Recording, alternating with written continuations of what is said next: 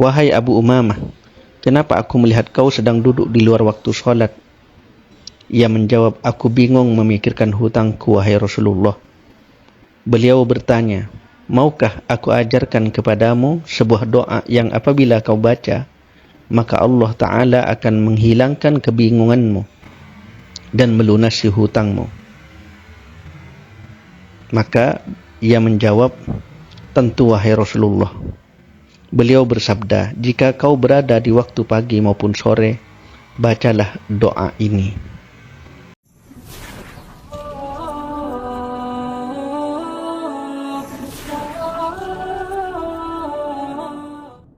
أعوذ بالله من الشيطان الرجيم بسم الله الرحمن الرحيم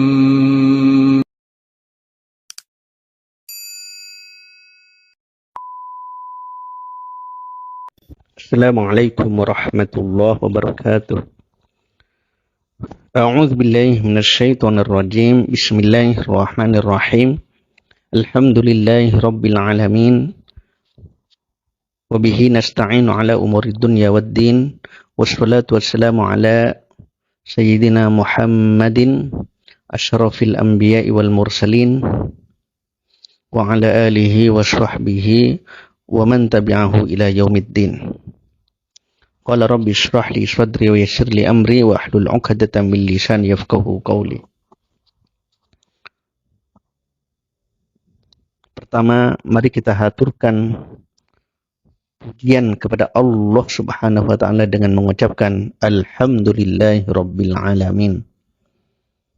Kemudian yang kedua, salawat dan salam mari senantiasa kita haturkan kepada Nabi Muhammad sallallahu alaihi wasallam yang telah membawa kita minadh dhulumati ilan nur, dari alam jahiliyah menuju alam cahaya, yakni adanya Islam dan iman yang kita rasakan saat ini. Saudara-saudaraku yang dimuliakan Allah, di antara yang seringkali membuat kita berduka, bersedih hati, resah dan gelisah adalah adanya hutang. Hutang membuat hidup kita tidak nyaman, dihantui rasa khawatir, dihantui rasa galau, dan seterusnya. Dan ini memang wajar, sebab orang punya hutang memang harus bersedih. Tidak boleh merasa enak dan nyaman punya hutang itu. Orang punya hutang harus selalu berpikir bagaimana dia melunasi hutangnya. Jangan santai-santai, jangan punya hutang tapi seakan tidak punya hutang. Hidupnya tenang. Tidak, harus selalu berusaha dan berdoa kepada Allah agar hutangnya bisa segera lunas.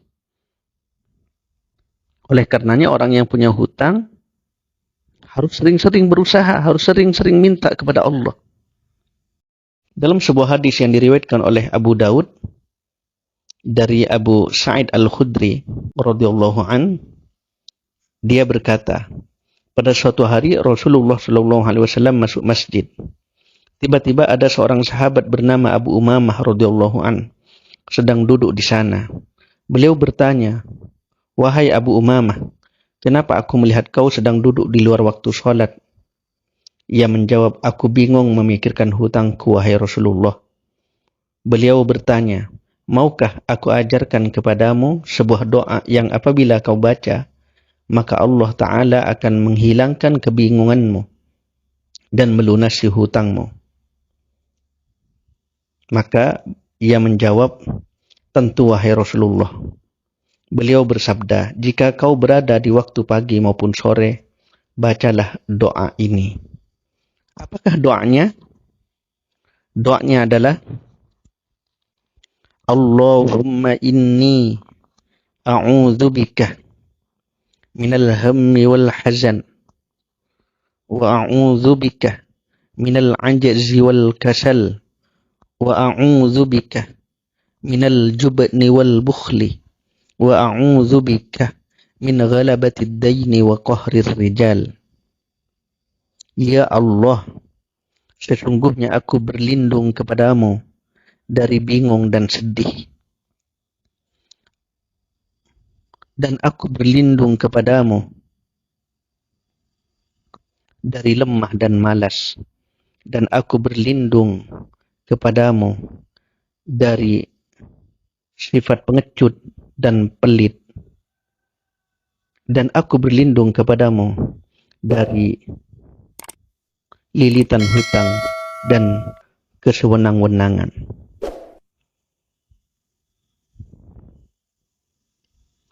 Lalu apa istimewanya doa ini? Apa rahasia doa ini?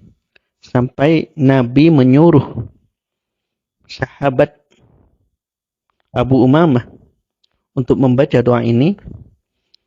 Kalau kita perhatikan di sini terdapat 8 permintaan kepada Allah. Dan ini bisa menjadi rahasianya. Pertama, menyebut hammi dan hazan. Al-hammi itu bisa bermakna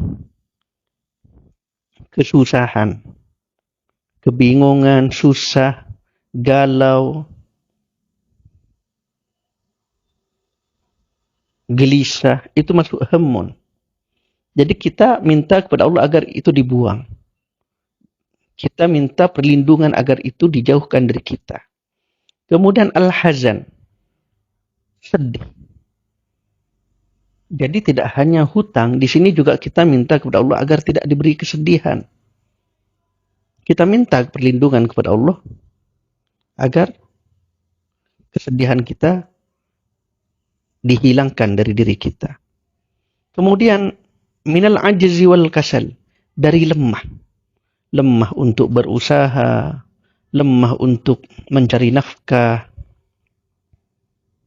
Wal kasali, malas. Malas untuk bekerja, melakukan sesuatu, melakukan aktivitas. Bahkan malas untuk ibadah, malas untuk berdoa, itu termasuk kategori malas. Kita minta perlindungan kepada Allah agar sifat-sifat ini jangan sampai semayam dalam diri kita. Jangan sampai ada dalam diri kita. Kemudian yang kelima, kita minta kepada Allah minal jubni, dari jubun, pengecut, rasa takut yang berlebihan. Kemudian minal jubni wal bukhli, dari rasa kikir, pelit. Nah, ini rahasianya. Jadi kalau kita nggak pengen punya hutang, ya jangan pelit-pelit. Kira-kira begitu. Jangan pelit bersedekah. Jangan pelit berbagi dengan saudara-saudara kita, dengan orang lain. Jangan pelit. Insya Allah kalau kita nggak pelit, Allah mudahkan. Jadi doa ini seperti berkesinambungan satu sama lain. Meskipun di sini tidak hanya satu permintaan, tetapi seakan menjadi bagian. Bahwa di antara misalnya cara untuk melunasi hutang-hutang kita, ya kita jangan pelit. Loh, gimana Pak? Mau berbagi, wong yang mau dibagi ke orang lain tidak ada misalnya. Yang ada, yang kecil, jangan berpikir besar. Kalau ada besar, kasih besar. Kalau ada kecil, kasih kecil. Enggak apa-apa. Dan yang juga harus kita ingat bahwa jika memang rezeki atau dalam bentuk harta, uang misalnya tidak ada, maka sedekah juga bisa dalam bentuk yang lain, kebaikan-kebaikan kita.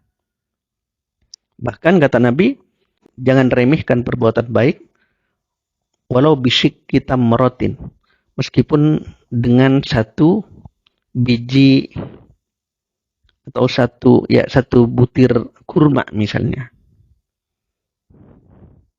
Kemudian basmatuka wajha akhika shadaqah. Senyummu di depan saudaramu adalah sedekah. Jadi banyak kebaikan-kebaikan yang bisa menggantikan sedekah kita. Jadi jangan pelit, berbuat kebaikan, berbagi kepada orang lain. Termasuk uang-uang receh misalnya, bagi ke anak-anak kecil. Wow, sudah senang itu. 500, 1000, 2000. Biasakan kita membangun tradisi tidak pelit. Insya Allah hutang-hutang kita pun akan cepat lunas. Kemudian langsung to the point, minta min ghalabatid daini, dari hutang yang melilit. Ghalabah itu ya sangat banyak gitu ya. Jadi bukan hanya sedikit hutang, tapi banyak hutang. Ya, kita minta perlindungan kepada Allah dari hal-hal seperti ini. Kemudian yang terakhir, wa qahrir rijal, dari kesewenang-wenangan manusia. Termasuk dari debt collector misalnya. Tiba-tiba kita beli motor, dirampas misalnya. Atau kita ngontrak rumah, gara-gara nggak bayar, diusir misalnya. Itu masuk qahrir rijal sebenarnya. Oleh karenanya kita berdoa kepada Allah.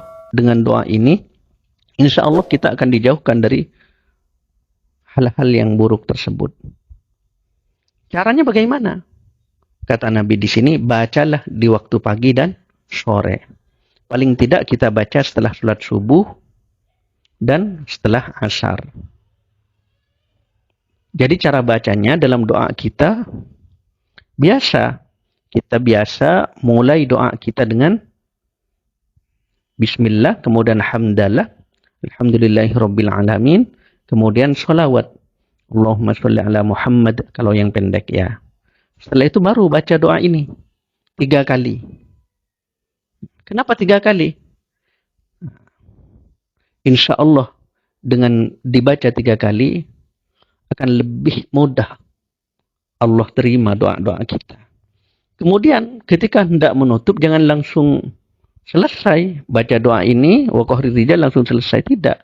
Tapi juga tutup dengan sholawat lagi.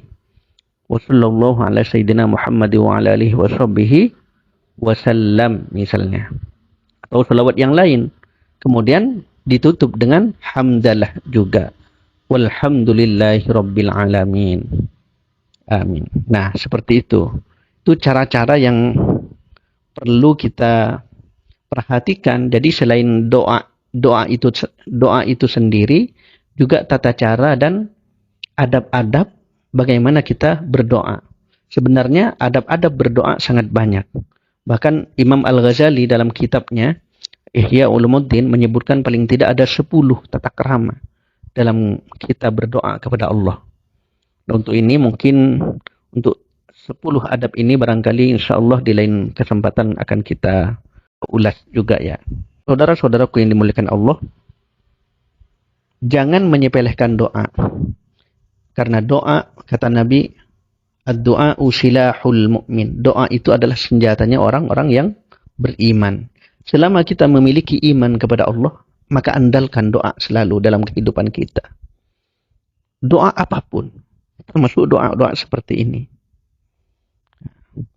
Nah, barangkali ini semoga bisa menjadi ilmu yang bermanfaat. Kurang lebihnya mohon maaf. Wallahu a'lam bishawab. Ihdinas siratal mustaqim. Assalamualaikum warahmatullahi wabarakatuh.